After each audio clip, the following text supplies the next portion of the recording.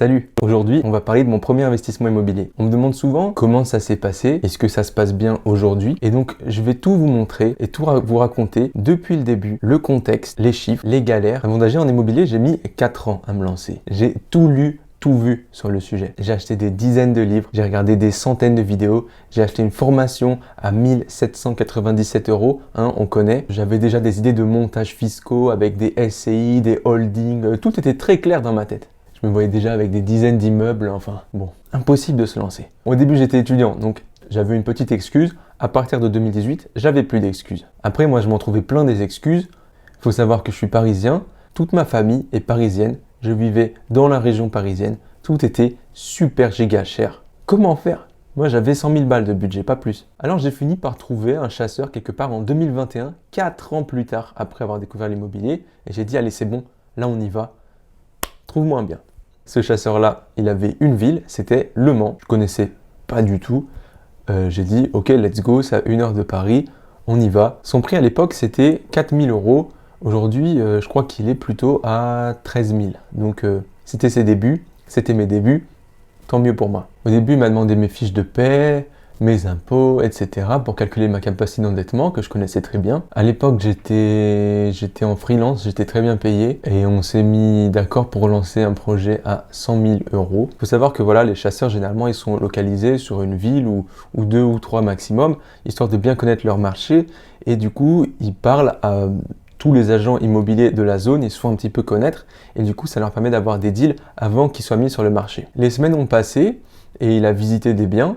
Et en fait, à chaque fois, au fur et à mesure qu'il visitait les biens, il me les mettait dans des cartes sur un outil. Et donc, j'avais toutes les infos du bien avec les photos, etc. Et il me donnait son avis. Et il disait, non, celui-là, il est trop cher. Celui-là est un peu mal positionné, etc. Donc, tout ce qui me visitait, il m'envoyait des photos et il me donnait son avis là-dessus.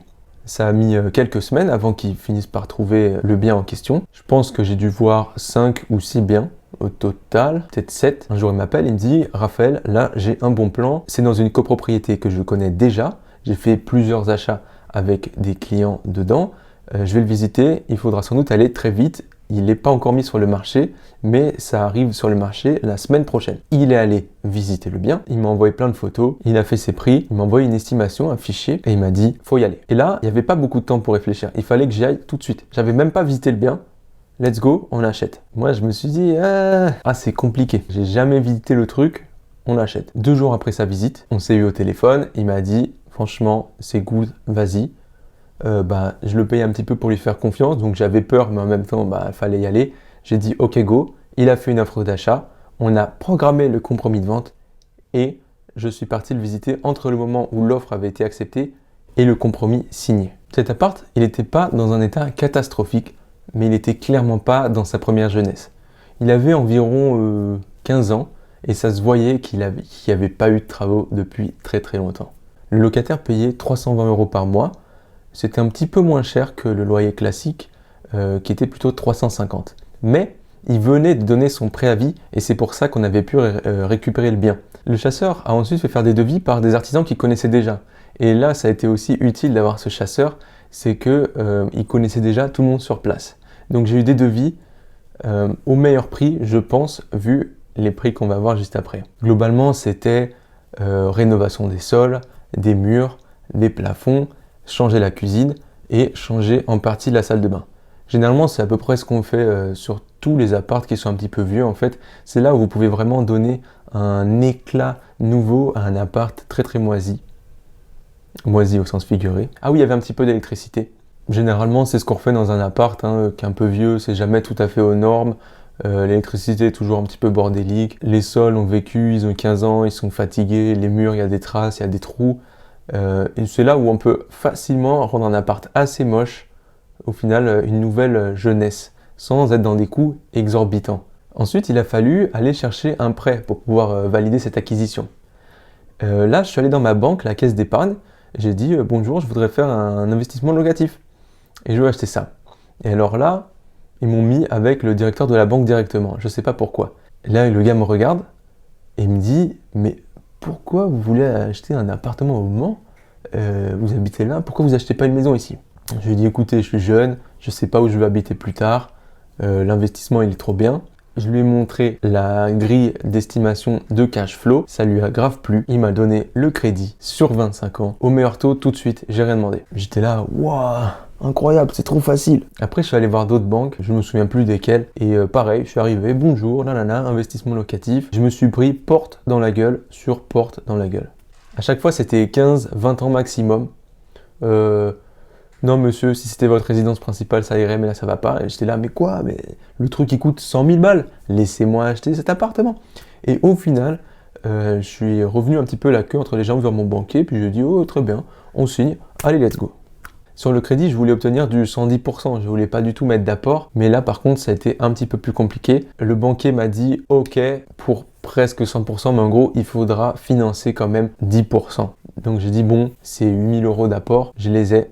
Je les mets.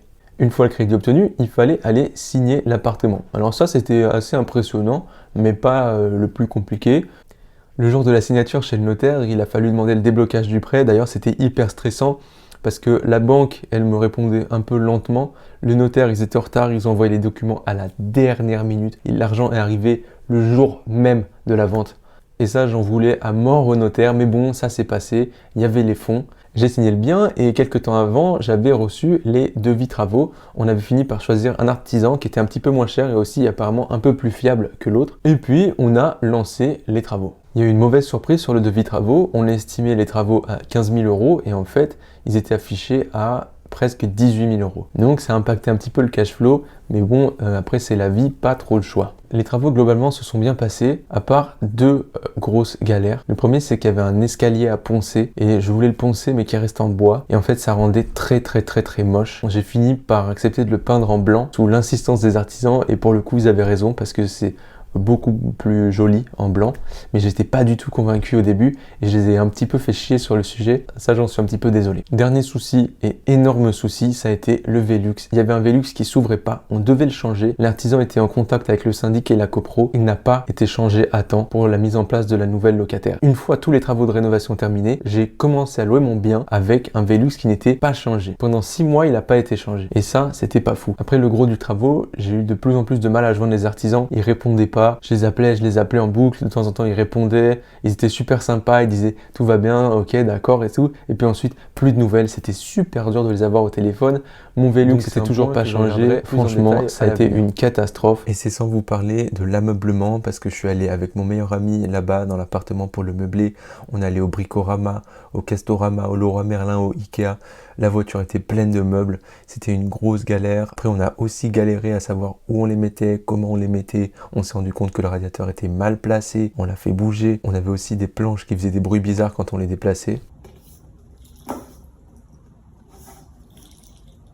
On a monté des meubles à l'envers aussi. Et voilà, le bureau est terminé avec ses superbes pieds en bambou et ces magnifiques tiroirs.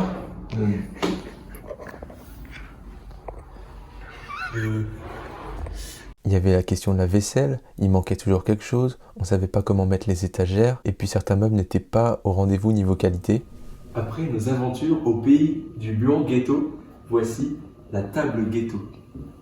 On l'ouvre et elle s'ouvre. Donc elle s'ouvre de manière un petit peu, grâce à ses ressorts, on a un effet d'ondulation à l'ouverture. Et en fermant, on peut se coincer les doigts de manière esthétique. Merci. Bref, on était complètement morts, mais le résultat était vachement satisfaisant. On avait du coup une nouvelle cuisine, nouveau luminaire, nouvelle entrée avec une machine à laver, un ballon d'eau chaude beaucoup plus léger qui nous avait permis du coup de poser plus de choses en dessous, des meubles hauts, un four micro-ondes, des nouvelles assiettes, bref, l'appartement complètement équipé, nouveau carrelage, nouveau sol, un canapé lit, bien sûr, pour pouvoir accueillir un petit peu des invités. La salle de bain aussi avait été refaite, avec nouveau miroir, nouveau meuble vasque, nouveau carrelage, nouveau bac de douche. On avait mis une petite table sur le balcon pour pouvoir prendre le petit déjeuner au soleil, c'est sympathique. Et puis, en se dirigeant à l'étage, en marchant sur les marches immaculées de cet escalier blanc resplendissant et non pas poncé, il y avait un petit miroir, un lit, bon c'est un peu la base, un bureau et un petit meuble pour ranger ses affaires qui pour le coup devra être remplacé plus tard parce que c'est un peu léger. Une fois les travaux complètement finis, à part le Velux, le chasseur a aussi envoyé un photographe et ça faisait partie de sa prestation pour qu'il vienne prendre en photo mon bien sous tous les angles et que j'ai des photos absolument magnifiques. Donc ça c'est super parce que maintenant je peux les mettre sur une annonce immobilière pour toujours quoi. J'ai des belles photos, c'est trop bien. Et une fois les photos reçues, le baptême du feu, j'ai dû trouver mon premier locataire. Alors là, ouh là là là là, ah j'ai galéré. J'ai mis un tarif assez élevé pour l'appart parce que je me disais pourquoi pas le mettre haut, tenter au plus haut possible. Et je l'ai mis à 500 € plus 20 € de charge. C'était monstrueusement plus élevé que ce qu'on fait normalement au Mans, où ça tourne plutôt à 350, 400 pour cette surface-là. Et j'ai créé ma petite annonce sur Le Bon Coin, sur Se Loger. J'ai eu des demandes, des messages, et là, j'ai commencé à récupérer des dossiers, puis je regardais les cartes d'identité, les salaires des parents. C'était une résidence tout à fait étudiante, donc c'était surtout les salaires des parents. Je me suis retrouvé avec 2 dossiers, celui d'un garçon, celui d'une fille. La fille est venue visiter avec une amie, donc elle a super kiffé le logement, forcément il était magnifique. Le garçon, lui, ils ont fait une visite en visio avec sa mère. En fait, c'était sa mère qui m'avait contacté en disant « je cherche un logement ». En fait, elle faisait les recherches pour lui. J'ai pas tellement senti cette histoire. Je me suis dit, lui, le fils à sa maman, je sais pas trop s'il va vraiment savoir prendre soin de mon appart tout neuf. La fille avait l'air beaucoup plus dégourdie. Donc, j'ai finalement choisi son dossier sur ce critère de feeling et non pas sur des critères d'argent pur. Du coup, je m'en suis mordu les doigts quand la fille a rendu son appart en avril. Je me suis dit que le gars, pour le coup, il serait sans doute resté beaucoup plus longtemps. Dommage. Au moins, j'ai pu profiter de l'absence de la locataire pour faire tous les travaux qu'il fallait sur le Velux. Ça a été encore un petit peu compliqué, mais cette fois-ci, ça a pu se faire. Le couvreur l'a changé. Et maintenant, j'ai un super Velux avec une télécommande qui s'ouvre et qui se referme. Donc, c'est vraiment le top pour les locataires. Comme je le raconte, ça n'a pas l'air exténuant. Mais j'étais très fatigué par les allers-retours que je faisais sans cesse. En plus, on était vraiment dans un rush constant au travail et j'en pouvais plus de cet appart de merde où j'avais toujours des problèmes, où les artisans, j'avais quand même fait beaucoup d'allers-retours. Cette histoire de trouver un locataire, j'avais aussi fait des allers-retours. À chaque fois, la bagnole, l'essence, etc. J'avais plus envie de m'en occuper. Alors, j'ai fait appel à une agence pour le remettre en location et puis pour le gérer. J'ai décidé de sacrifier une partie du cash flow que je pouvais avoir pour avoir de la tranquillité parce que j'en avais marre. J'ai même pris une garantie loyer impayé, comme ça, ils ne payent pas, je m'en fous, j'ai mon fric. Depuis ça, tout va bien, le loyer est payé tous les mois, et donc maintenant, tout roule. Mais entre-temps, il y a eu la galère, la pire galère qui soit, l'Assemblée Générale. J'y suis pas allé, un jour de boulot à 17h, bon, impossible d'être au Mans à ce niveau-là, donc je sais pas du tout comment ça s'est passé. Et ce que je sais, c'est qu'on est sorti avec des kilomètres de travaux qui servaient à rien. Quand je dis à rien, c'est à rien. Ils ont refait toute la peinture des communs. C'est-à-dire dans l'escalier, dans le machin, dans les couloirs. Ils ont tout repeint. Mais moi, j'y avais été. C'était pas dégueu. Il n'y avait pas besoin de faire ça. Et je me suis dit, oh là là là là là là, qu'est-ce qui se passe? Ils ont enlevé je sais pas quoi pour les pigeons. Ils ont un peu nettoyé les gouttières.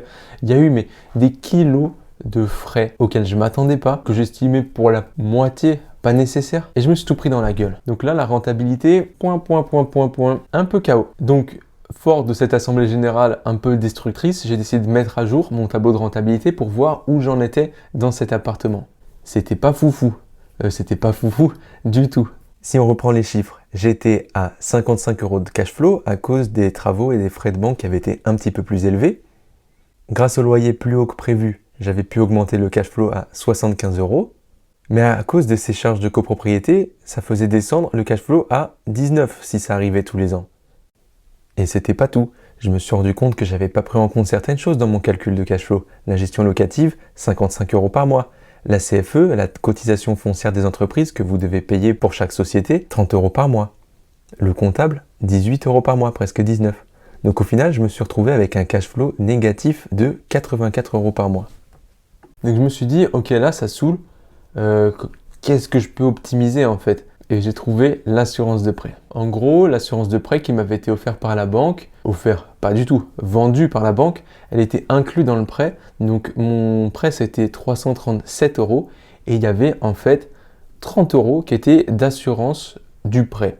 Et en faisant des petites simulations sur internet, j'ai vu que je pouvais en avoir à 5 €, à 4 €, à 10 €. Donc j'ai dit 30 €, 10 €, 20 € de cash flow supplémentaire. J'ai contacté mon banquier et j'ai fait la procédure pour réduire cette assurance.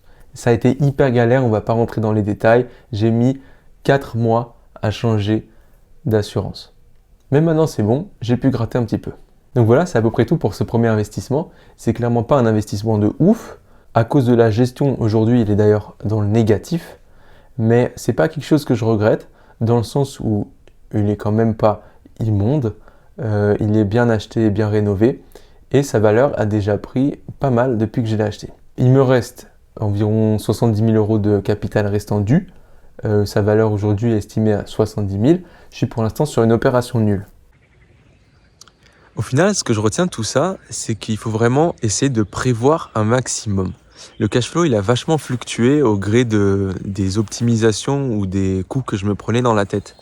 Et je pense que c'est quelque chose peut-être que j'aurais pu voir dans les assemblées générales, par exemple. Peut-être que j'ai mal lu. Peut-être que j'aurais pu voir qu'il y allait avoir toute cette histoire de travaux à venir. Même si je pense les avoir lus, j'ai pas vu. Je pense qu'on pourrait plus refaire un investissement comme ça avec les taux d'aujourd'hui. Donc maintenant, il va falloir être plus malin, aller chercher du Airbnb, des immeubles de rapport peut-être, en tout cas des choses plus audacieuses avec plus de risques et négocier plus agressivement pour essayer d'aller chercher des opportunités qui sont rentables. Voilà.